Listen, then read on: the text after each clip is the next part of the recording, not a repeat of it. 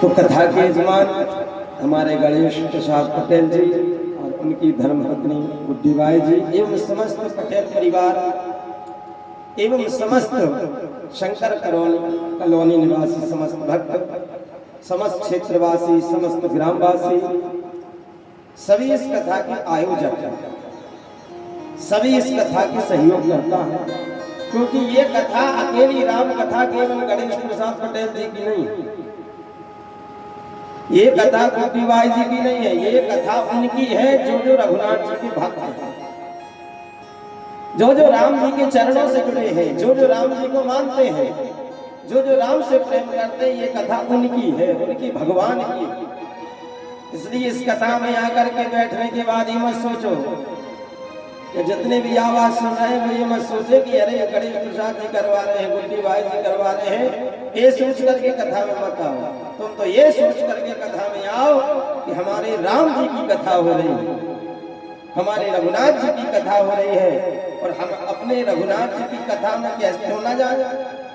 हमारे राम जी अयोध्या से चल करके जब हमारे शंकर कॉलोनी में आ सकते हैं, तो हम लोग तो अपने अपने घर से निकल करके जा ही सकते हैं। और एक चीज और मान के चलो, जो राम कथा सुनने नहीं आया वो अपना मूड पटक पटक के फोड़ ले बब्बा जी के चरणन में, हनुमान जी के चरणन में, तब बब्बा जी कृपा करने वाले नहीं। और ई कॉलोनी को तो नाम है शंकर कॉलोनी। शंकर भगवान भी कहते हैं कि जितना मुझसे प्रेम करते हो मुझसे अधिक राम जी से प्रेम करो, और यदि तुम राम जी से द्वेष करते हो, राम जी से द्रोह करते हो, तो भगवान शंकर कहते हैं कि ऐसे लोग तो मुझे सपने में भी अच्छे नहीं लगते। और यही बात राम जी भी कहते हैं, तो कितना भी मेरा भक्त हो, ऐसे भक्त मुझे सपने में भी यदि दिख जाए ना तो मुझे अच्छे नहीं लगते। इसलिए इसका नाम शंकर कॉलोनी, यानी कि पूरा शंकर जी का घर है। शंकर जी का ये कैलाश भवन है, ये मान के चलो। और देखो शंकर कॉलोनी में भागवत भी हो गई,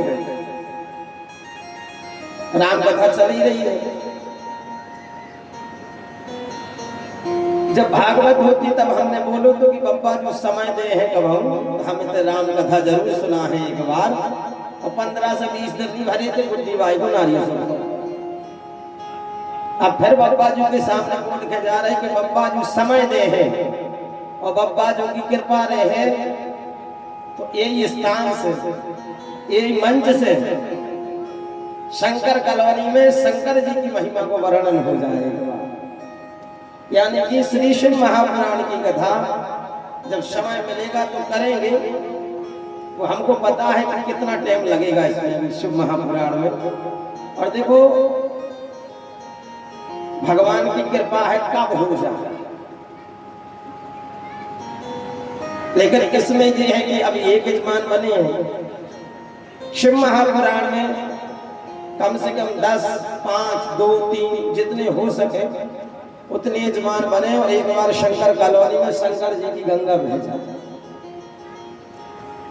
और शंकर जी कृपा करें तो बहुत जल्द समय आया है।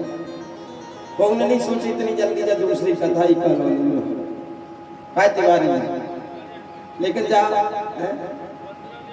15 दिन में जब पूरी कथा, और एक विश्वास को लेकर के चलना है कि भगवान कुछ भी कर सकते हैं, भगवान कुछ भी कर सकते हैं। इसलिए रामचरितमानस की कथा सुनते सुनते राम जी के नाम की टिकट ले लो, और ये जो रामचरितमानस रूपी सप्त जहाज है, सप्त कांड वाली ये अद्भुत जो ये जहाज बन करके आया है तुम्हारे शंकर कॉलोनी में, रामचरितमानस रूपी सप्त कांड रूपी इस जहाज में बैठ जाओ, राम नाम का टिकट लेकर के राम जी की साकेत किया करता। राम नाम रूपी ये जहाज है। अरे राम कथा है, ये कुछ भी प्रदान कर सकती है। राम कथा कली बिटप उठारी, भगवान शंकर मां पार्वती से कहते हैं, देवी ये कलयुग के कलुषित अवगुणों का नाश करने के लिए राम जी की कथा कुल्हाड़ी के समान है। राम कथा कली, और ये कलयुग के अत्याचारी अधार्मिक रूपी जो अवगुण हैं उनका वर्णन करने के लिए राम जी की कथा भगवती कालका के समान है। और जहां राम जी की कथा रहेगी, यानी गले में तुलसी और आंगन में तुलसी और पूजा स्थान पर तुलसीदास जी की रामायण रहेगी, वहां कलयुग प्रवेश भी नहीं कर सकता। इसलिए अब यह सुनी भैया कि हम तो आदमी कहा हमें तो भूत में लगाओ तो हम हनुमान जी के खूब माने। अरे तुम हनुमान जी की तो माना, तो हनुमान जी के तो आदमी खूब माना, हनुमान जी की कहाँ माना? बोले भैया हम अपने बाबू आपसे ज्यादा अपने गुरु जी के माना ही, गुरु जी के माना तो, लेकिन गुरु की नहीं माना। अपने बाप के तो बहुत माने, लेकिन अपने बाप की नहीं माना। हम माने तो सब पे हैं, लेकिन उनकी अपन नहीं मान रहे। इसे राम कथा सुर तर की छाया, और यही बात भागवत में भी लिखी है, दुख भय दूर निकट जो आया। गोस्वामी बाबा ने तो लिख दिया कि जिसको अपने दुख दूर करने हैं वो राम कथा की छत्र छाया में आ जाए तो भगवान उसके समस्त दूर कर देंगे कष्ट।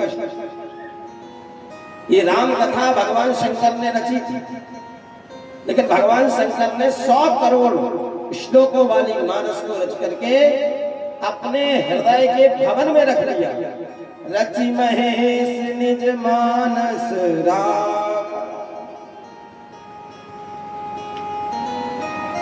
और हृदय में रख करके जब समय आया तब जाकर भगवान शंकर ने गोस्वामी जी के माध्यम से पूरी मानस विस्तार से प्रसाद के रूप में समस्त भक्तों तक ग्रहण करवाया। इसलिए ये भगवान की कथा है पावन। और एक चीज और बता दें, विश्व का कितना बड़ा भी तांत्रिक हो, कितना बड़ा भी गुनिया हो, कितना बड़ा भी अघोरी हो, कितना बड़ा मरघट में रहने वाला, यदि वो चुनौती की बात करे कि मैं तुम्हें ये कर दूंगा वो कर दूंगा, तो भाग राम कथा सामने है, हनुमान जी साक्षी है। एक बार उसके सामने केवल जय श्री राम कर देना, क्योंकि राम क्या है? राम अग्नि तत्व है, और राम नाम रूपी अग्नि तत्व जहां प्रकट होगा वहां ये तंत्र मंत्र रूपी पाप ध्वस्त हो जाएगा। यदि राम के नाम पर विश्वास है कोई कुछ नहीं बिगाड़ सकता। राम नाम में बड़ी ताकत है, राम नाम में बड़ी शक्ति है। इसलिए राम नाम पर भरोसा।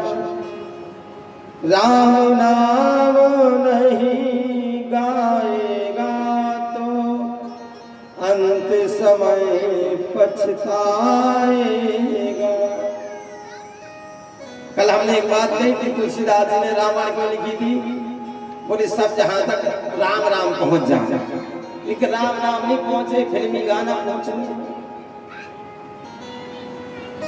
तुलसी ने रामायण लिख दी, घर घर राम बनाने को, अरे भूल गए दोहा चौपाई, गाते फिल्मी गाने को।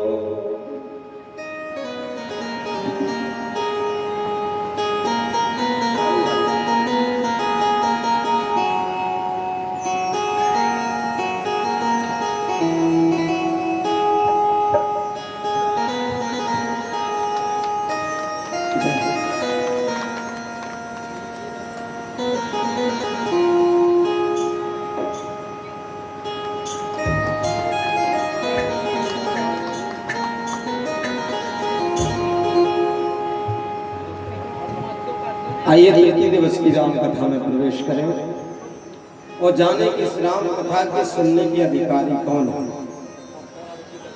राम कथा के ते ही अधिकारी जिनके अति सत संगति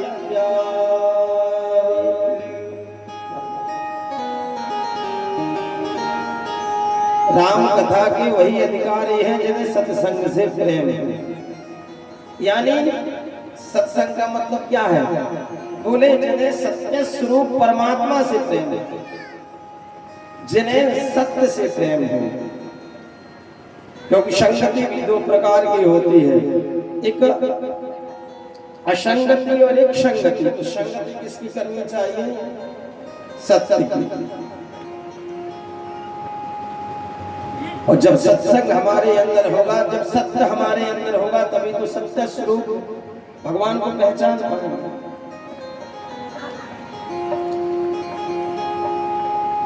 आपने कभी सोचा है कि जितने सरल रूप से, एक बार जयकार लगाओ, बोलो राघवेंद्र सरकार की। देखो तुम मोरे तो खा खा बैठे, मोरे तो भूखे बैठे, सारा बात भरती है।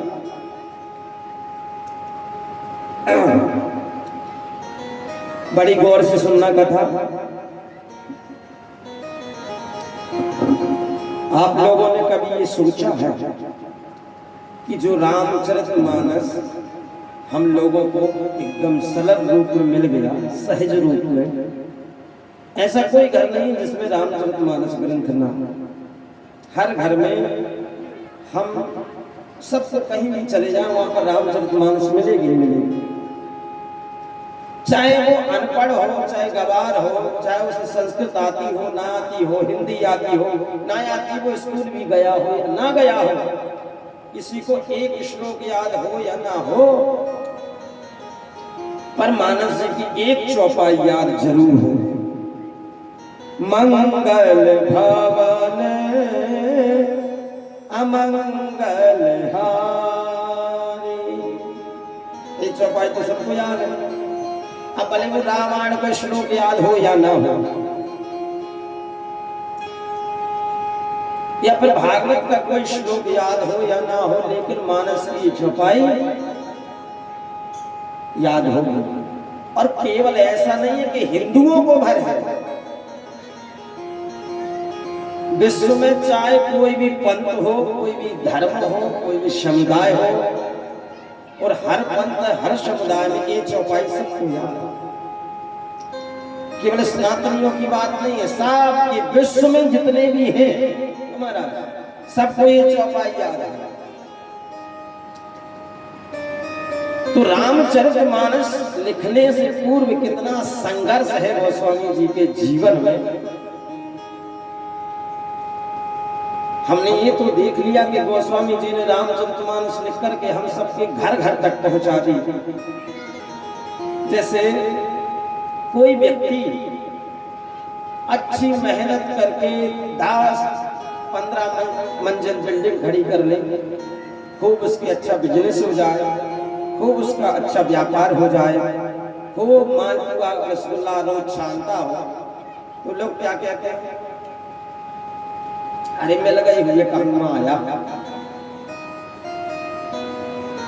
कहीं मिल गया होगा भाड़ा भाड़ा को करा, ये सोचते ना।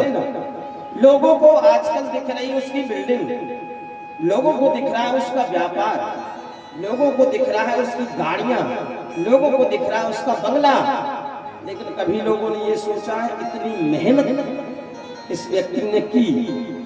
एक समय इस व्यक्ति का ऐसा भी समय रहा होगा कि वो 9 रोटी के लिए तरसा होगा, शरीर में वस्त्र पहनने के लिए तरसा होगा, दिन दिन भर मेहनत करी होगी, तब जाकर के शाम को चूल्हा जला होगा। ठंडी आती होगी तो वस्त्र धारण करने के लिए कंबल नहीं होंगे। लोगों को केवल प्रेजेंट का दिखता है, अभी क्या है, इससे पहले का नहीं दिखता कि भाई कितना संघर्ष है। पूज्यपाद गोस्वामी तुलसीदास जी महाराज को कौन कौन जानता है? हाथ उठाओ। तुलसीदास जी महाराज जिन्होंने रामचरितमानस की रचना करी और जिस ग्रंथ की आप लोग कथा सुन रहे हो, उन पूज्यपाद गोस्वामी जी को कौन कौन जानता है? हाथ उठाओ। तुम्हारे नहीं जानता तो हाथ उठाओ ना ऐसे। देखो हम सुधर जाएगा ये बात। बहुत सुधरे हैं, नहीं तो तुम्हारे जानते ही बार कथा भाई तो जितने जाना तो हाथ तो उठा दो। अब कह दो कि कहा गुरु जी हमें तो पता ही नहीं है, हमारे ना रिश्तेदार लगा ना हमारे चाचा फुगा के लड़का, ना तो हमारे कॉलोनी में रहा, ना हमारे गोसलपुर में रहा, हम नीची नहीं गए। गोस्वामी तुलसीदास जी जिन्होंने ये मानस रखी है ना, रामचरितमानस का पाठ होता होगा आपके मंदिरों में आसपास, उन्हीं गोस्वामी जी की बात कर रहे हैं। गोस्वामी तुलसीदास जी महाराज के जीवन में इतना संघर्ष है कि विश्व में रहने वाले किसी के जीवन में इतना संघर्ष नहीं।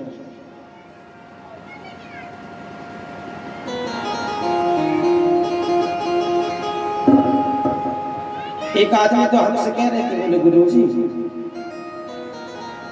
तुम राम जी की जय बुलवा दो, चल है, लेकिन तुम गोस्वामी जी की जय ना बुलवाओ। हमने कहा क्या है भैया? तो वो हमसे कहने लगे गुरुजी कि गोस्वामी तुलसीदास जी तो ऐसे बन गए। हमने कहा कैसे?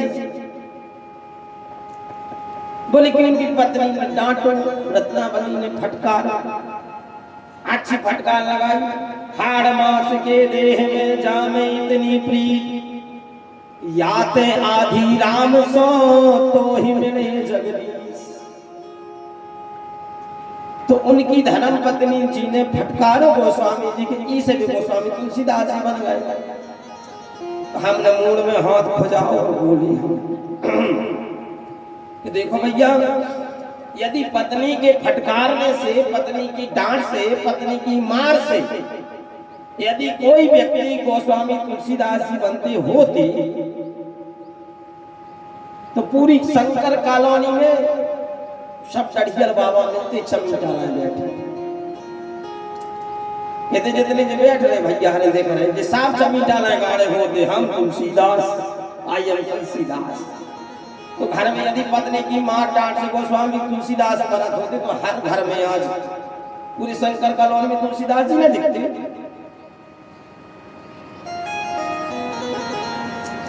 ऐसे थोड़ी ना कोई गोस्वामी तुलसीदास जी बन जाता। गोस्वामी तुलसीदास ने अपने जीवन में बहुत संघर्ष किया और हमारे इस भारत भूमि में जब भी किसी महापुरुष का अवतार होना होता है तो उन महापुरुषों का वर्णन पहले से ही पुराणों में लिखा जा चुका है 5000 वर्ष पूर्व, ताकि भारत में कोई भी अपने आप को महापुरुष सिद्ध ना कर ले, कोई भी अपने आप को भगवान ना मान ले। हमारे यहाँ भगवान उसी को कहा जाता है जिसका उल्लेख हमारे शास्त्रों में है। हमारा शास्त्र पहले ही बता देता है कि इन महापुरुषों का अवतार होगा।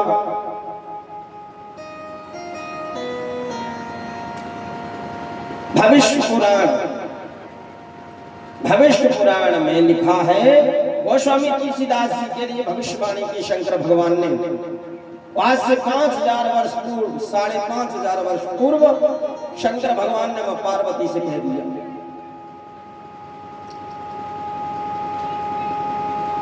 गोस्वामी जी कोई साधारण नहीं है। शंकर भगवान मां पार्वती से कहते हैं, देवी कलयुग में महर्षि वाल्मीकि ऋषि ही गोस्वामी तुलसीदास का रूप धारण करके प्रकट होंगे और राम जी की कथा का वर्णन करेंगे सरल और भाषावद्ध के।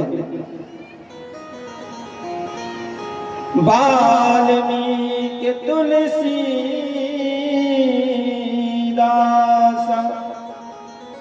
कलौ देवी भविष्यति कौन? वाल्मीकि तुलसीदास। देवी कब? कलौ देवी भविष्यति। रामचंद्र कथा साध्वीं भाषा करिष्यति। हे पार्वती, त्रेता वाले वाल्मीकि ऋषि ही कलयुग में वो स्वामी तुलसीदास जी के रूप में प्रकट होंगे और क्या करेंगे? बोले रामचंद्र कथा साध्वीं, और आगे भाषावत् करिष्यति। जो पूर्व में त्रेता में वाल्मीकि ऋषि ने संस्कृत में जिस रामायण को लिख दिया था, उसी संस्कृत वाली रामायण को भाषाबद्ध करने के लिए वही वाल्मीकि ऋषि ही गोस्वामी जी के रूप में प्रकट हो रहे हैं। और कब प्रकट हुए? और एक और भविष्यवाणी हुई। गोस्वामी जी कौन है? भक्तमाल ग्रंथ में लिखा है, काली कुटिल जीवन सितारे, वाल्मीकि तुलसी भयो। वाल्मीकि ऋषि ही तुलसीदास जी के रूप में प्रकट हो गए। आप सब जानते होंगे जो चित्रकूट है, चित्रकूट के पास एक ग्राम पंचायत राजापुर है। राजापुर में एक ब्राह्मण देवता रहते हैं, सरयू पारी ब्राह्मण, जिनका नाम है आत्मा राम दवे जी, जो बहुत बड़े व्याकरणाचार्य हैं, साथ में ज्योतिषाचार्य भी हैं, साथ में वेदों का अध्ययन करने वाले हैं।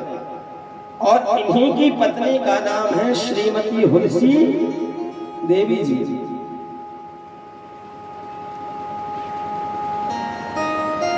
हुलसी देवी के गर्भ में एक बालक है। बालक का जन्म होता है 9 माह में। कितने माह में होता है?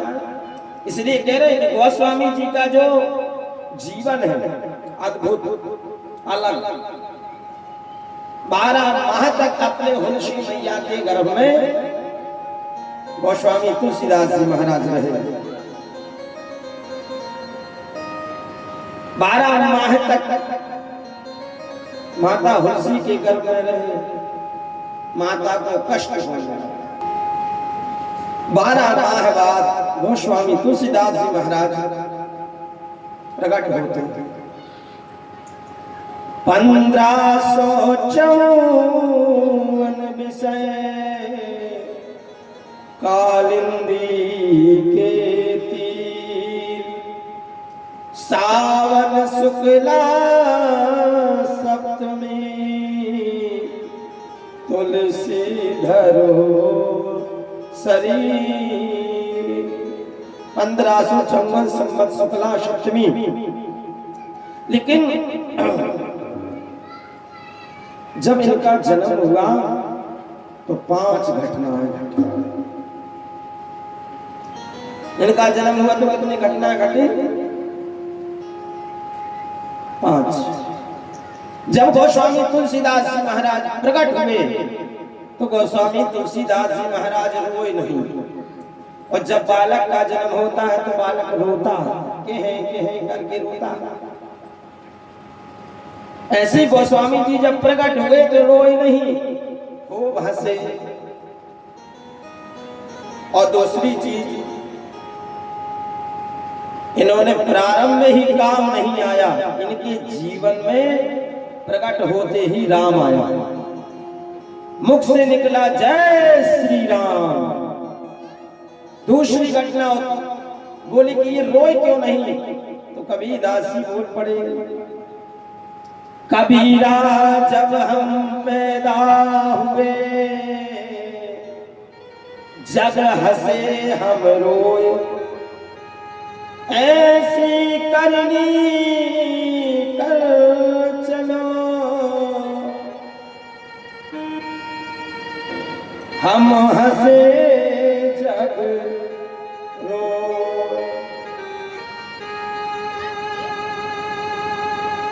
तीसरी घटना ये है कि गोस्वामी तुलसीदास जी महाराज 32 दांत लेकर के ही प्रकट हुए। नहीं तो जब बालक का जन्म होता तो कुपला होता है, पेट में आंत नहीं और मुंह में दांत नहीं। लेकिन गोस्वामी तुलसीदास जी महाराज के 32 दांत। अब देखो तीसरी घटना क्या है। गोस्वामी तुलसीदास जी महाराज जब प्रकट हुए तो देवता ऊपर से पुष्पों की वर्षा करने लगे। खूब वर्षा हुई है। और चौथी घटना क्या हुई, जैसे गोस्वामी तुलसीदास जी महाराज प्रकट हुए वैसे ही शंखनाद होने लगा, घंटा घड़ियाल बजने लगा, बिजली चमकने लगी, पानी गड़गड़ाने लगा, हवा ने अपना रुख बदल दिया और जितने फूल ऊपर से गिर रहे थे सब गोस्वामी जी के चरणों में जाकर के गिर रहे थे। यक्ष राक्षस गंधर्व देवता देवी ऊपर जाकर के जय जयकार कर रहे हैं। और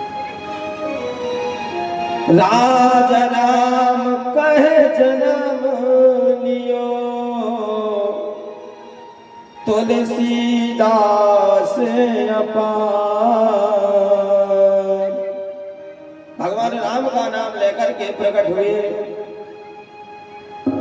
तुलसी से तुलसी भये भये तुलसीदास। अब लेकिन जब ये प्रकट हुए मूल नक्षत्र में, मूल नक्षत्र जानते हो, मूल नक्षत्र में जब कोई पैदा होता है 27 नक्षत्र में से 5 नक्षत्र गंडमूला नक्षत्र कहलाते हैं।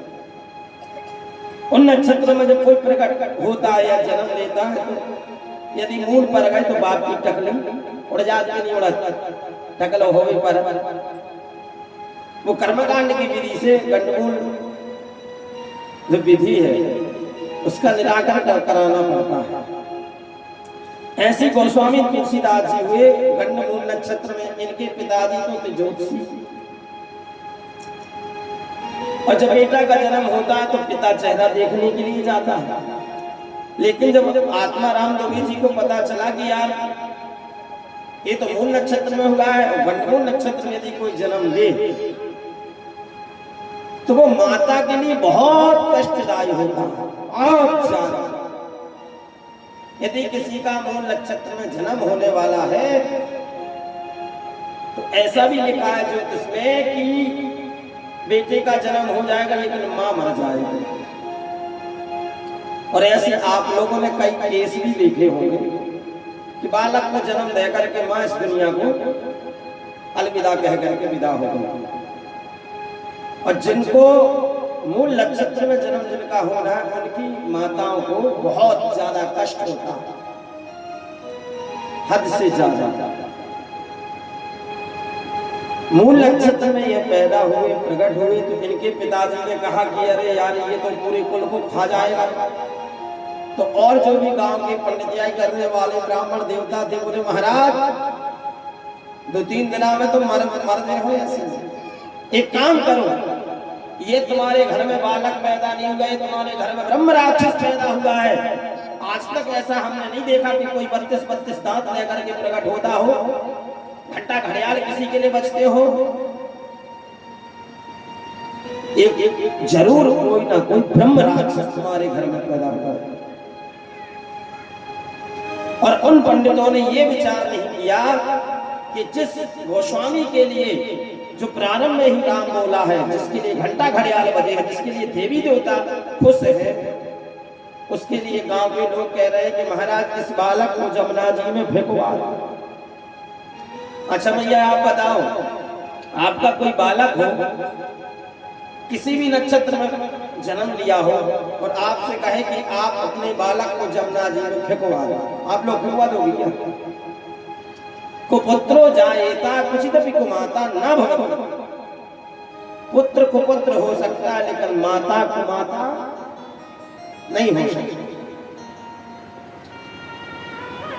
बाहर ये बातचीत चल रही थी, इस बालक को उठा करके कुआं में डाल दो, जमुना जी में भिगवा दो। इधर तुलसी माता अपने लाला को सीने से लगाए हुए रो रही है। बोले बेटा तू अभी बहुत छोटा है। मेरे लाल, मैंने एक संत से सुना था कि हुलसी जो तेरे यहाँ बालक का जन्म होगा वो बहुत बड़ा इतिहासकार बनेगा, वो भगवान की कथा का वर्णन करेगा। तेरे बेटे को तो बहुत बड़े बड़े काम करने हैं और तेरे यहाँ कोई साधारण बेटा नहीं आएगा, किसी महापुरुष का जन्म तेरे यहाँ पर होगा। तुलसी मैया अपने लाला को लिपटाए हुए, चिपकाए हुए आंसू बहा रही है, रो रही है, बिलक रही है कि अभी ये गांव वाले आएंगे, मेरे बेटे को मुझसे छीन करके ले जाएंगे और जमुना जी में डाल देंगे। सप्तमी से नौवीं तक, 10वीं तक मैया अपने सीने से लगाए हैं। 10वीं की रात्रि आई, पानी बरस रहा है, गर्जना हो रही है। तुलसी मैया के यहाँ पर एक दासी थी जो काम करती थी। तुलसी मैया ने बुलाया, अरे ओ चुनिया। चुनिया का विवाह हुआ था हरिपुर नामक गांव में। तो तुलसी मैया के यहाँ पर वो काम करती थी, तो वो अपने मायके आई। तो चुनिया दासी को बुलाया और तुलसी मैया ने कहा, चुनिया तू ये मेरा हार ले जा, तू मेरा सोना चांदी ले ले, मेरे पैसा ले ले, तुझे जो कुछ चाहिए ले ले, लेकिन चुनिया मेरे लाला की रक्षा करना, मेरे लाला को यहाँ से बहुत दूर ले जा, नहीं तो यदि ये लोग अंदर आ गए तो मेरे लाला को अभी उठा करके जमुना जी में। चुनिया मैं अपना लाल नहीं दे रही हूँ तुझे, मैं अपने प्राण दे रही हूँ, इसकी रक्षा करना। चुनिया बोली कि तुलसी मैया कि भगवान की कृपा है मेरे ऊपर कि मुझे इतने साल हो गए, मुझे भी कोई संतान नहीं। कई सालों से चुनिया को कोई संतान नहीं थी। और चुनिया ने कहा, तुलसी मैया कि आपने लाल दे करके मेरी ये लाल भर मंडप के नीचे जब पति पत्नी बैठते हैं विवाह के समय पर, तो मांग में क्या भरते हैं, कौन सा कलर भरते हैं? लाल भरते हैं। मांग में लाल भरते हैं, यानी कि जिस पत्नी के मांग में लाल भरी जा रही है उस पत्नी की भी यही मांग होनी चाहिए कि मेरी मांग में लाल भरा है तो मेरी गोद में भी लाल हो। इस मांग की मांग केवल इतनी है कि लाल के बदले लाल चाहिए। लाल का मतलब बाल। तो तुलसी मैया मेरी तो मांग पूरी हो गई, मेरी सोनी गोद आज तुमने भर दी, मैं बहुत प्रेम करूंगा, इससे बहुत प्रेम करूंगा। और रात के बारिश हो रही है, पानी गिर रहा है, अंधकार छाया हुआ है। चुनिया दासी ने उस लाला को उठाया, उसका नाम था राम बोला, प्रारंभ में राम बोले, सीने से लगाए, बारिश होत रही, ऊपर से पानी गिर रहा है, लाला को चिपकाए है। और चुनिया दासी पहुंची अपने हरि की। जैसी पहुंची उसकी सास ने पूछा, अरे ये किसे ले आई? बोली मैया मुझे भी लाल नहीं था, कि मुझे बालक मिला है, किसी ने दिया है, मैंने इसको गोद लिया है। तो सास भी खुश हो गई, दोनों खुश। और इधर अपने बालक को खो करके तुलसी मैया रो रही है और रघुनाथ जी से कह रही है, हे राघव, वास्तव में तो माता पिता आप हो संसार के। हे राघव, जो संत ने वाणी कही थी कि तुम्हारा लाला बहुत बड़ा महापुरुष होगा, बहुत बड़ा रचनाकार होगा, रघुनाथ जी की कथा का वर्णन करेगा, रघुनाथ जी की कथा को लिखेगा और उसको बहुत बड़े बड़े काम करने हैं। हे रघुनाथ जी, अभी मेरा लाला छोटा है, अभी वो खाना नहीं जानता, पीना नहीं जानता, कैसे जाकर के आपकी कथा का वर्णन करेगा? अभी तो वो खुद की सुरक्षा नहीं कर सकता, खुद की रक्षा नहीं कर सकता। राघव, तुमने इस बालक को भेजा था, मेरी उम्र यहीं तक थी, मैंने अपना कर्तव्य पूरा किया। अब हे रघुनाथ जी, आपको अपने इस लाला को संभालना है। इस राम बोला कि नहीं, अब आपको पार लगाना है, क्योंकि रघुनाथ जी अपने अपने घर की पीड़ तो सबको है, सबको होती है। अपने घर का कष्ट तो हर कोई समझता है, अपने घर के कष्टों का निवारण तो हर कोई करवाता है, लेकिन रघुनाथ जी एक आप ही हो, एक आप ही हो सबके सहारे। चुनिया मैया ऐसा करते करते करते करते एकादशी लग गई। तुलसी मैया रघुनाथ जी से कह रही है कि रघुनाथ जी, अपने अपने घर की सबका हो पीर, तुम्हें पीर सब घरन की सुधन धन रघुवीर। रघुनाथ जी, अब आप संभालना राम बोला। ऐसा कहते कहते कहते तुलसी मैया ने अपने प्राणों को वहीं त्याग दिया।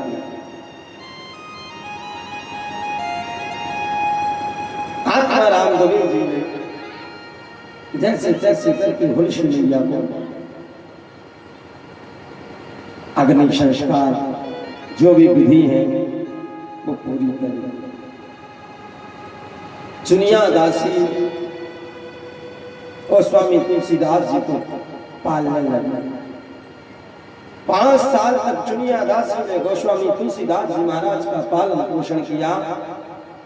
5 साल बाद चुनिया भी मर गए।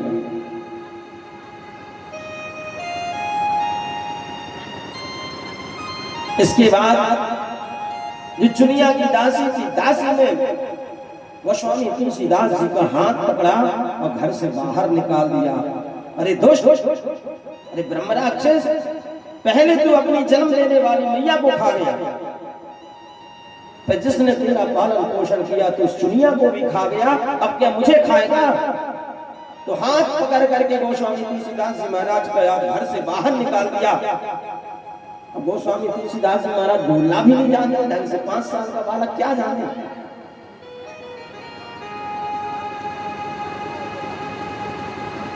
जब बाहर निकाला तो कुछ दिन बाद सास भी मर गई। अब तो गांव वाले, पूरे गांव वाले इकट्ठे हो गए और कहा इस 5 साल का ये जो बालक है, जब से हमारे गांव में आया है, जब से मृत्यु हो रही है, ये कोई ब्रह्म राक्षस है। हाथ पकड़ करके गोस्वामी तुलसीदास जी महाराज का घर से बाहर निकाल दिया, तो गांव को उस्मार कर दिया। आप बताइए, यदि आपका बेटा गोस्वामी जी की जगह पर होता तो क्या करते? गोस्वामी तुलसीदास जी महाराज लिखते हैं, यदि मैं किसी के घर में भी चला जाऊंगा,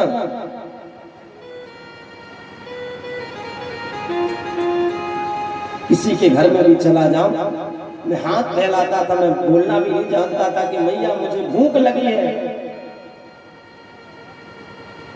तो मुझे कुछ खाने को दे दो। मैं जिसके घर में चला जाता था वहां की मैया हाथ पकड़ करके फेंक देती थी मुझे घर से बाहर। यदि किसी का बालक मेरे पास आकर के बैठता था, हम लोग खेलते थे, तो उनकी मैया आती थी, उनके पिताजी आते थे, अपने अपने बेटे का हाथ पकड़ के अपने घर ले जाते, बोले इस दुष्ट के साथ मत खेलना, नहीं तो तुम भी मर जाओगे। वो स्वामी तुलसीदास जी महाराज कहते हैं कि बारे तेने आरे लाल जानत हो 4 चनन को। गोस्वामी जी कहते हैं कि यदि हमें कहीं 4 चना भी मिल जाते थे तो 4 चने के दानों को मैं ये समझता था कि धर्म अर्थ काम मोक्ष मुझे मिल गया। गोस्वामी जी के हाथ में भी कुछ खाने को भी आ जाए तो लोग उनके हाथ से छुड़ा करके फेंक देते थे। इतने सताए हुए गोस्वामी जी, गोस्वामी जी एकांत में बैठ जाए, रोने लगे, चिल्लाने लगा, हे प्रभु, हे रघुनाथ जी, ये कैसी परीक्षा ले रहे हो? अब मेरा कोई नहीं है, मैं कैसे जीऊंगा? अब कौन सहारा बनेगा? गोस्वामी जी चले जाए, देखे अरे वहां पर बंदर बैठे हैं, कई लोग चना डाल करके जाए, गुड़ डाल करके जाए, तो जो इंसान गोस्वामी जी के हाथ से छुड़ा लेते थे, उनसे अच्छे भी बंदर के पास कुछ चने डाल करके जाए तो बंदर कुछ चना छोड़ करके चले जाए, कुछ खाएं। बंदर भाव समझ जाते कि ये बालक भूखा, तो अपने हिस्से की कुछ चना छोड़कर, कुछ गुड़ आदि छोड़ करके चले जाए। वो स्वामी जी उठा उठा करके खाते थे, एक एक दाने के लिए तरसे, एक एक खाने के लिए तरसे।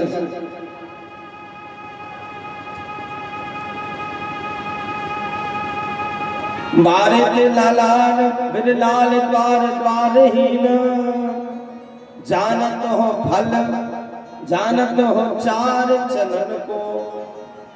पूरे चार चार दाने के लिए तरसा हूं, खाने के लिए।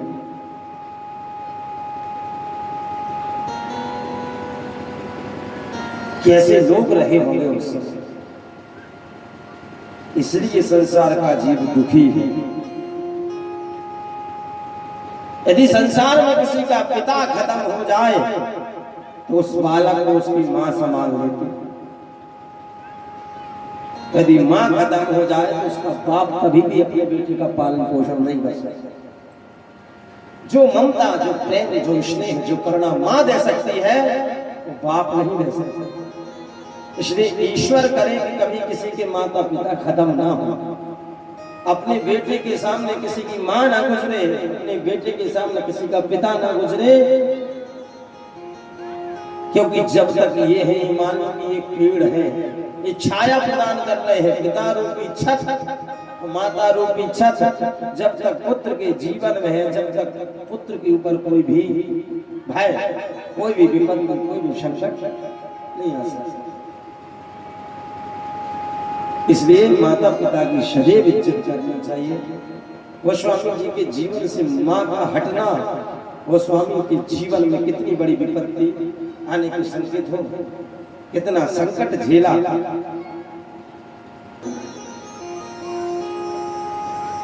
हर बात को तुम भूलो भले, माँ बाप को मत भूलना। हर बात को तुम भूलो भले, माँ बाप को मत भूलना। बात को भूलो भले, माँ बाप को मत भूलना। उपकार इनके लाखों हैं, इस बात को मत भूलना। उपकार इनके लाखों हैं, इस बात को मत भूलना। जिनकी जिनके संतान हैं उन मैयाओं से पूछो,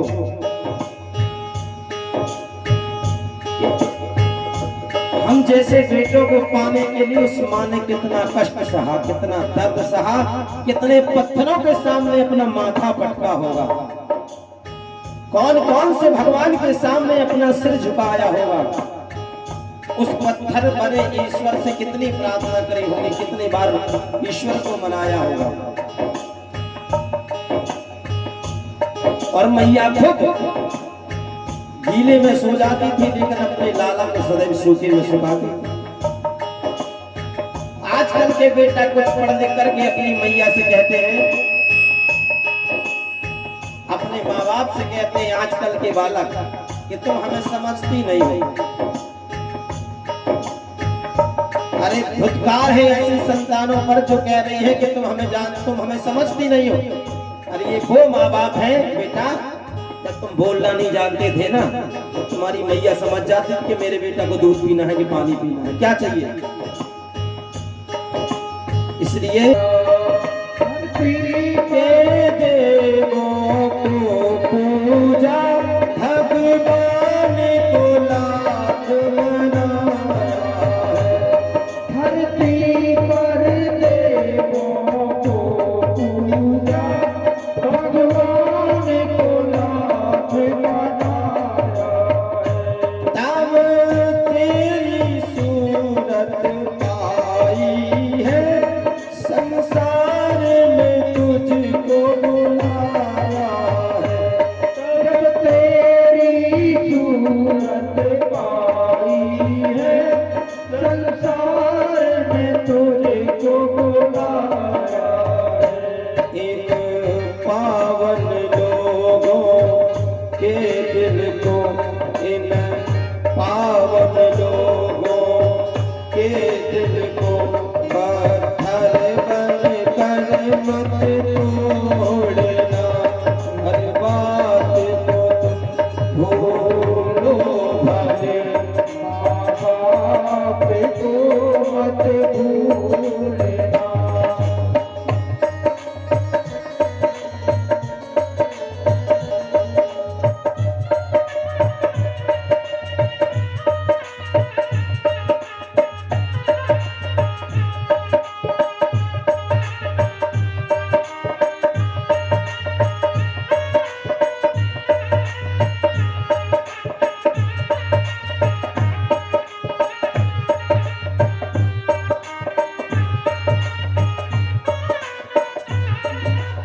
देखो, अपने शरीर में यदि छोटी सी सुई भी चुभ जाती, कितना कष्ट होता। संसार के जो लोग हैं, जो कहते हैं हमको बहुत प्यार करते हैं, इनसे कह दो 2-3 दिना तनक 20-25 किलो को पथरा बांध के, तनक बांध के दिखा, बांधे हैं क्या? पेट में बांध के घूमते हैं। लेकिन मैया जो अपन इतनी सी सुई चुभ जाती थी, अपन को कष्ट होता है, तो ऐसा कांटा लग जाए तो कष्ट होता है। लेकिन मैया तो अपना पेट भी कटवा दी अपने लाल के लिए।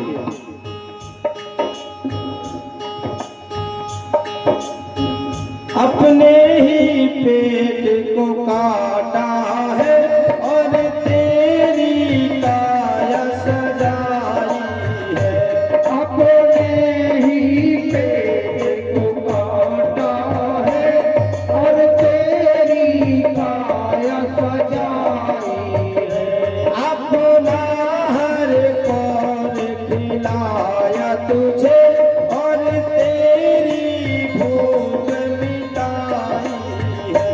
अपना ही कौन खिलाया है और तेरी भूख मिटाई है।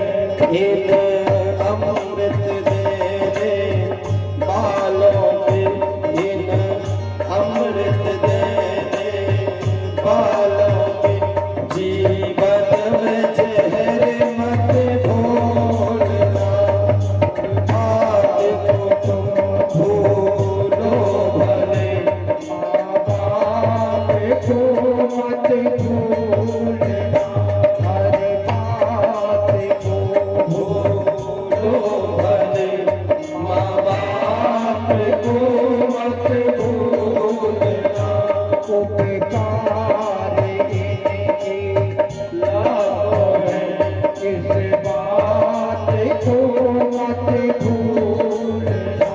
हर बात को भूलो भले, माँ बाप को मत भूलना।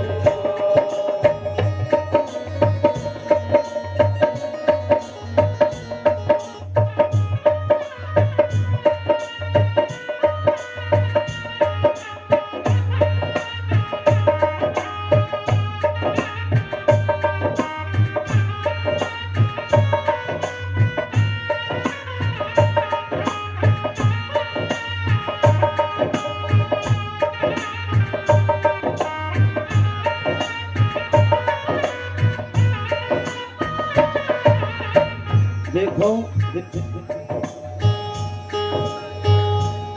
माता पिता कितना करते हैं अपने बेटों के लिए। जीवन भर अपने पुत्रों के लिए जोड़ते हैं। जीवन भर माँ ने अपना कौर खिलाया, अपने हिस्से का खिलाया। हमने देखा है अपने घरों में जब गरीबी स्थिति थी हम लोगों के जीवन में, जब घर में खाना बने तो हम कहने कि भाई हमको 2 रोटी और खानी है, 2 रोटी ले आओ। हमको दाल चाहिए तो माता राम दाल लेके आती थी। हम लोग पूछते मैया तुमने अपने लिए कुछ बचाया है? मैया कहती हाँ हमने बहुत रख रखा है अपने लिए, तुम अपना पेट भरो। तो हम लोग जब खा लेते थे तो मैया अंदर किचन में झूठे बर्तन बजाती थी। जब एक बार जाकर के देखा ये तो झूठे बर्तन बता रहे, झूठा पानी पी करके रात भर के लिए सो जाते।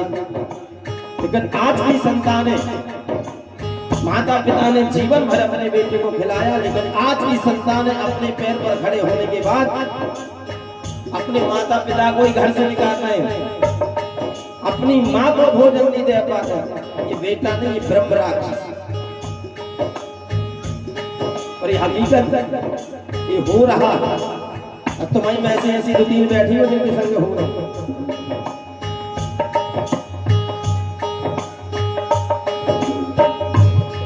जो चीज भी तूने मांगी है वो सब कुछ तूने पाया है। जो चीज भी तूने मांगी है वो सब कुछ तूने पाया है। हर जिद को लगाया सीने से, बड़ा तुमसे स्नेह जताया है। हर जिद को लगाया सीने से, बड़ा तुमसे स्नेह जताया है। इन प्यार लुटाने वालों का, इन प्रेम लुटाने वालों का तुम प्रेम कभी मत भूलना। हर बात को भूलो भले, माँ बाप को मत भूलना। पुकारे के लाखों है, इस बात को मत भूलना। सीने में सदा ही कोई है, लुटे में तुझे सुलाया है। बाहों का बना कर हार तुझे, दिन रात तुझे ही सुलाया है। बाहों का बना कर तुझे, दिन रात तुझे खिलाया। इन निर्मल निश्चल लोगों के, इन निर्मल निश्चल लोगों के आंसू में चेहरे मत भूलना।